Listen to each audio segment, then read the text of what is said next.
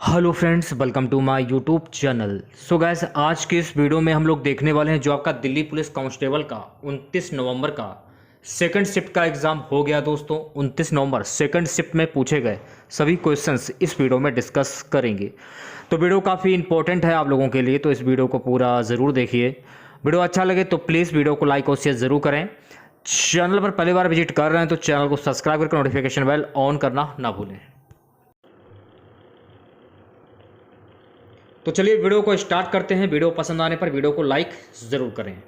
देखिए पहला क्वेश्चन जो है पूछा गया था कि आयोडीन की कमी से कौन सा रोग होता है। देखिए आयोडीन की कमी से घेंगा रोग होता है। बहुत ही सिंपल सा क्वेश्चन पूछा गया था।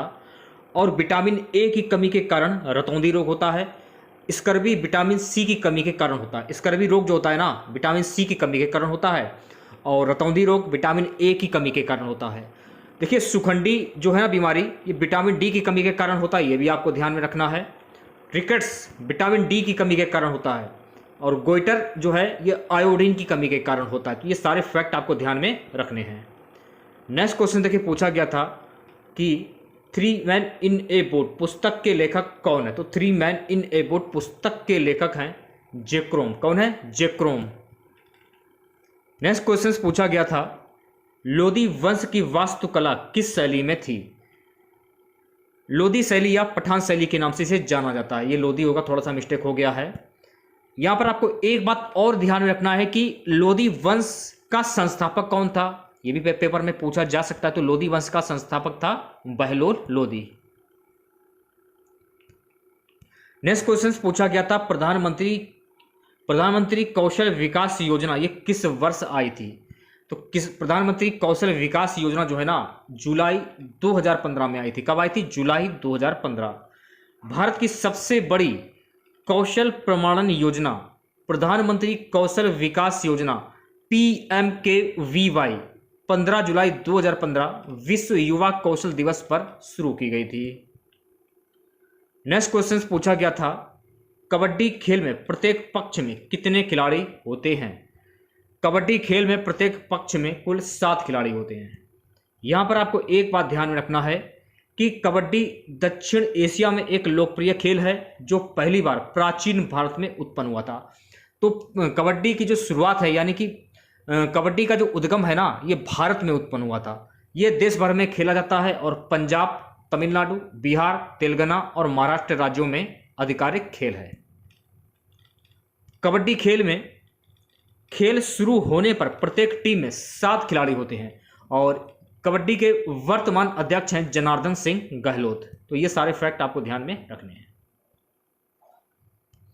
नेक्स्ट क्वेश्चन देखिए पूछा गया था भारत में सबसे पहले एशियाई खेल कब होस्ट किए गए थे।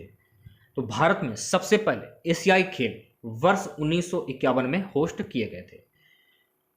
भारत एशियाई खेलों की मेजबानी करने वाला पहला देश है। यह फैक्ट आपको ध्यान रखना है। साल 1951 में भारत की राजधानी नई दिल्ली में पहली बार इस टूर्नामेंट का आयोजन किया गया था। नेक्स्ट क्वेश्चन देखिए पूछा गया था 2011 की जनगणना के अनुसार सबसे अधिक पशुधन किस राज्य में है। 2011 की जनगणना के अनुसार सबसे अधिक पशुधन जो है ना, उत्तर प्रदेश राज्य में है। अब यहां पर आपको एक बात और ध्यान में रखना है कि उत्तर प्रदेश में पशुधन की संख्या सबसे अधिक है। पशुपालन और डेयरी विभाग द्वारा जारी 20वीं पशुधन जनगणना के अंतरिम आंकड़ों ने दिखाया है कि 2012 में पशुधन आबादी 4.6% से बढ़कर 535.78 मिलियन हो गई। उत्तर प्रदेश में 67.8 मिलियन पशुधन है। 56.8 मिलियन पशुधन के साथ राजस्थान दूसरे स्थान पर आता है। यह भी फैक्ट आपको ध्यान रखना है। और राजस्थान के बाद मध्य प्रदेश 40.6 मिलियन और पश्चिम बंगाल में 37.4 मिलियन पशुधन है। तो ये सारे फैक्ट आपको ध्यान में रखने हैं, क्योंकि पेपर में कहीं से भी कुछ भी पूछा जा सकता है। अगला क्वेश्चन देखिए पूछा गया था कालबेलिया नृत्य का संबंध किस राज्य से है। तो देखिए कालबेलिया नृत्य का संबंध राजस्थान से होगा। कालबेलिया समुदाय द्वारा किया जाने वाला एक लोक नृत्य है। इसे सपेरा नृत्य या स्नेक चार्वा नृत्य जैसे अन्य नामों से भी जाना जाता है। इसे वर्ष 2010 में यूनेस्को की मानवता की अमूर्त सांस्कृतिक विरासत की प्रतिनिधि सूची में शामिल किया गया था? ये भी आपको ध्यान रखना है। नेक्स्ट क्वेश्चन देखिए पूछा गया था कि थारू जनजाति ये कहाँ पाई जाती है? थारू जनजाति जो है ना उत्तराखंड, उत्तर प्रदेश और बिहार में पाई जाती है। देखिए थारू नेपाल और भारत के सीमावर्ती तराई क्षेत्र में पाई जाने वाली एक जनजाति है। नेपाल की सकल जनसंख्या का लगभग 6.6 लोग थारू हैं। भारत में बिहार के चंपारण जिले में और उत्तराखंड के नैनीताल और उधम सिंह नगर में थारू पाए जाते हैं। एक क्वेश्चन देखिए पूछा गया था कि छठ पूजा ये कहाँ मनाया जाता है? तो छठ पूजा जो है ना ये बिहार में मनाया जाता है। छठ पूजा की अगर हम बात करें तो छठ पूजा बिहार, झारखंड और उत्तर प्रदेश राज्यों में मनाई जाती है। ये त्यौहार हिंदू चंद्र विक्रम संवता पंचांग के कार्तिक माह में मनाया जाता है। देखिए कुछ राज्य हैं, कुछ त्यौहार हैं, इनके बारे में जान लीजिए आप लोग। जैसे कि पश्चिम बंगाल में मनाया जाने वाला त्यौहार है दुर्गा पूजा। राजस्थान में मनाया जाने वाला जो है पर्व है यानी त्यौहार है बूंदी। महाराष्ट्र में गुड़ी पड़वा, पंजाब में लोहड़ी, वैसाखी, केरल में ओणम त्यौहार मनाया जाता है, असम में बिहू त्यौहार मनाया जाता है, आंध्र प्रदेश में उगादि त्यौहार मनाया जाता है। तो ये सारे फैक्ट आपको ध्यान में रखने हैं। एक क्वेश्चन देखिए पूछा गया था कि द रेनबो पुस्तक के लेखक कौन है? इस क्वेश्चन का आंसर आपको कमेंट बॉक्स में बताना है। नेक्स्ट क्वेश्चन पूछा गया था व्यक्तिगत सत्याग्रह के पहले सत्याग्रही कौन थे? तो व्यक्तिगत सत्याग्रह के पहले सत्याग्रही थे विनोबा भावे। ठीक है, इसके प्रथम सत्याग्रही विनोबा भावे थे, दूसरे एवं तीसरे क्रमशः जवाहरलाल नेहरू एवं ब्रह्मदत्त थे।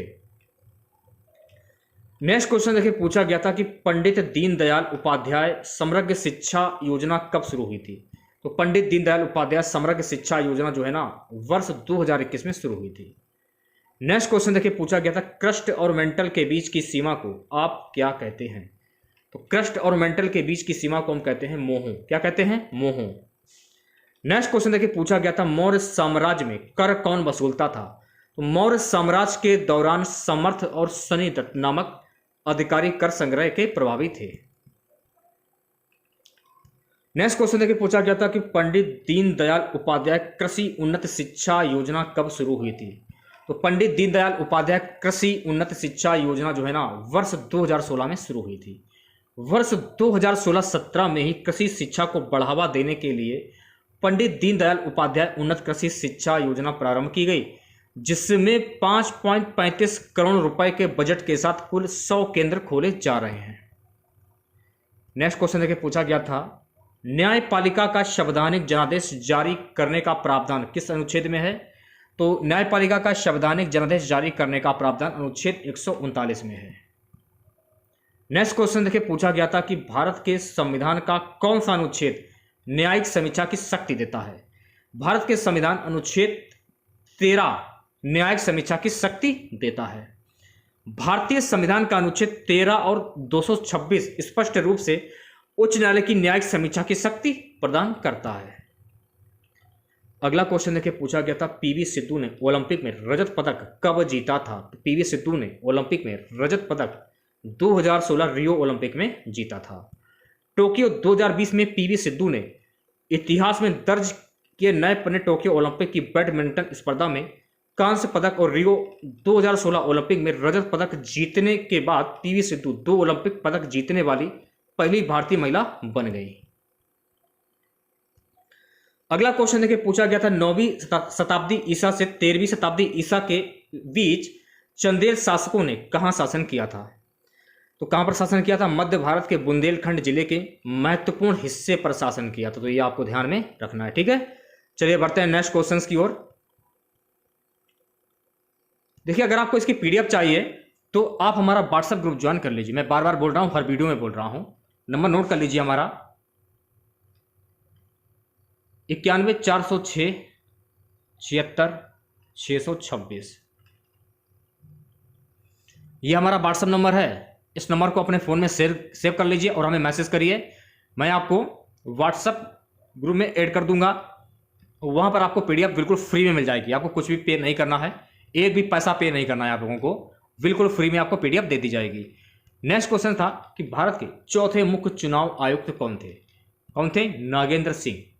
5वें कौन थे? टी स्वामीनाथन। ये भी आपको ध्यान रखना है। और देखिए सैयद नसीम अहमद जैदी ने भारत के 20वें मुख्य चुनाव आयुक्त 19 अप्रैल 2015 से 5 जुलाई 2017 के रूप में कार्य किया। सुनील अरोड़ा भारत के वर्तमान 23वें मुख्य चुनाव आयुक्त 2 दिसंबर 2018 से हैं। तो ये भी आपको फैक्ट ध्यान में रखना है, वर्तमान, और उससे पहले कौन थे वो भी आपको ध्यान में रखना है।